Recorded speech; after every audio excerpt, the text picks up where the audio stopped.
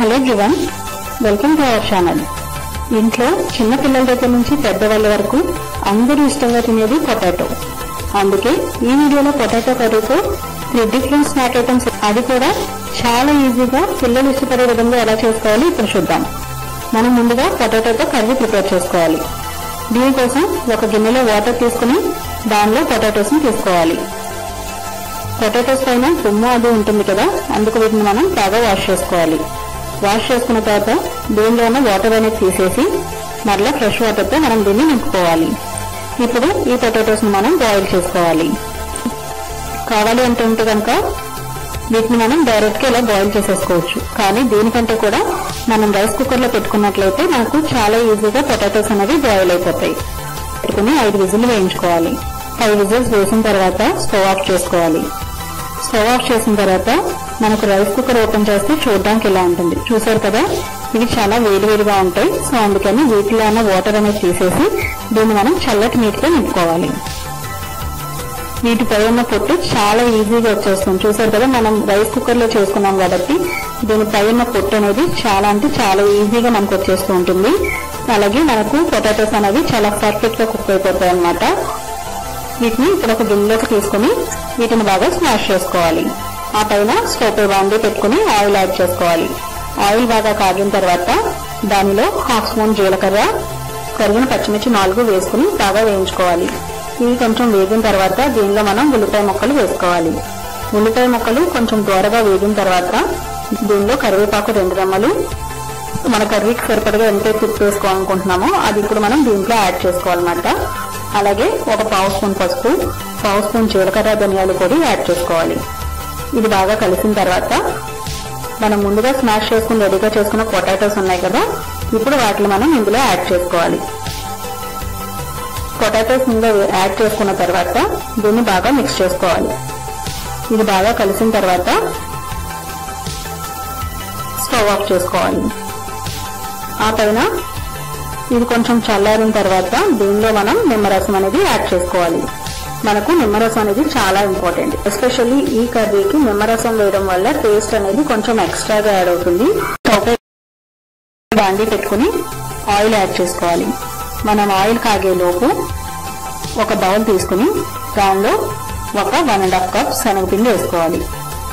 1/2 cup వరిపిండి, అలాగే ఉప్పు, ఆ పైన వాటర్ వేసుకుని దీన్ని బాగా మిక్స్ చేసుకోవాలి. ఇది బాగా కలిసిన తర్వాత దీనిలో ఒక చిటికెడు వంట సోడా యాడ్ చేసుకోవాలి. దీన్ని బాగా మిక్స్ చేసుకోవాలి. మనం ముందుగా చేయబోయేది బ్రెడ్ బజ్జీ. ఇప్పుడు బ్రెడ్ ని తీసుకుని దీన్ని క్రాస్ గా కట్ చేసుకోవాలి. బ్రెడ్ పైన కర్రీని ఈ బ్రెడ్ పైన మనం అప్లై చేసుకోవాలి. ఏదైతే మనకు కర్రీ అప్లై చేసిన బ్రెడ్ ఉందో దానిపైన వేరొక బ్రెడ్ పీస్తో మనం దాన్ని ఇలా క్లోజ్ చేసుకోవాలి. ఇప్పుడు మనం ముందుగా రెడీ చేసుకున్న శనగపిండి మిక్స్చర్ ఉంది కదా, ఈ బ్రెడ్ ని ప్యాన్ లో ముంచుకోవాలి ఒకసారి. దీనికి 2 వైపులా కూడా శనగపిండి బాగా పట్టే విధంగా చూసుకోవాలి. ఇప్పుడు దీన్ని ఆయిల్లో వేసుకుని డీప్ ఫ్రై చేసుకోవాలి. ఇది ఒక వైపు బాగా వేగిన తర్వాత దీన్ని రెండో వైపుకు తిప్పుకోవాలి. ఇది 2 వైపులా బాగా వేగిన తర్వాత ఇప్పుడు దీన్ని ఒక ప్లేట్ లోకి తీసుకోవాలి. ఒక శాండ్విచ్ లాగా మంచి టేస్ట్ వస్తుంది అన్నమాట. బ్రెడ్ బజ్జీ అనేది చాలా యమ్మీగా ఉంటుంది. పిల్లలైతే చాలా ఇష్టంగా తింటారు బ్రెడ్ బజ్జీ అనేది. అలాగే మనం నెక్స్ట్ వచ్చేసి పొటాటో బోండా. ఈ కర్రీని గుండ్రంగా బాల్స్ లాగా చేసుకుని పెట్టుకోవాలి.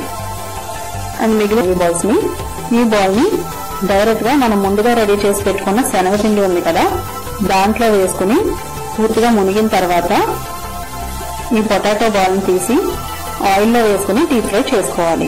బాగా ఫ్రై అయిన తర్వాత వీటిని సర్వింగ్ బౌల్ లో తీసుకోవాలి. చూసారు కదా, మనకు కావాల్సిన పొటాటో బోండా తినడానికి రెడీ. మనం ప్రిపేర్ చేయబోయే 3rd item potato bread balls. దీనికోసం మనం ముందుగా బ్రెడ్ తీసుకుని వీటి చుట్టూరు అంచులు ఉంటాయి కదండి బ్రెడ్ కి, సో వీటిలన్నిటిని మనం చాకుతో జాగ్రత్తగా కట్ చేసుకోవాలి. ఈ అంచులు కట్ చేసుకున్న తర్వాత ఈ బ్రెడ్ ను ఒక ప్లేట్ లో కొద్దిగా వాటర్ తీసుకుని దానిలో అది కొంచెం వాటర్ పీల్చుకున్న తర్వాత మనం దాన్ని చేతిలోకి తీసుకోవాలి. తీసుకుని ఏదైతే వాటర్ తీసుకుందో ఆ వాటర్ మొత్తం అంతా కూడా మనం చేతితో పిండేసుకోవాలి. అలా అయితే మనకు బ్రెడ్ అనేది కన్వీనియంట్ గా ఫోల్డ్ చేయడానికి వీలుగా వస్తుందన్నమాట. ఇప్పుడు మనం ముందుగా రెడీ చేసుకున్న పొటాటో బాల్స్ ఉన్నాయి కదా, ఇవి బ్రెడ్ మధ్యలో పెట్టుకుని బ్రెడ్ చుట్టూరు వచ్చే విధంగా ఎక్కడ గ్యాప్స్ లేకుండా బాగా ఫిల్ చేసుకోవాలి. చూసారు కదా బ్రెడ్ అనేది ఎలా వచ్చాయి బాల్స్ లాగా అనేది. ఇలా మొత్తం అన్ని బాల్స్ మనం రెడీ చేసి పక్కన పెట్టుకోవాలి. వీటిని మనం రౌండ్ గా కానీ లేదా ఓవెల్ షేప్ లో కానీ చేసుకోవచ్చు. నేనైతే ఓవెల్ షేప్ లో చేసుకుంటున్నాను, మనకి కావాలి అనుకుంటే రౌండ్ గా కూడా చేసుకోవచ్చు. ఇప్పుడు ఈ పొటాటో బాల్స్ ని మనం డీప్ ఫ్రై చేసుకోవాలి. గోల్డెన్ బ్రౌన్ కలర్ చూసారు కదా, చాలా అంటే చాలా తొందరగా ఫ్రై అయిపోతాయి ఇవి.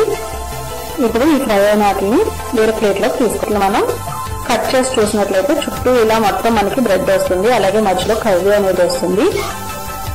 చూడడానికి చాలా బాగుంటాయి ఇవి, అలాగే తినడానికి కూడా ఇంకా ఇంకా చాలా బాగుంటాయి.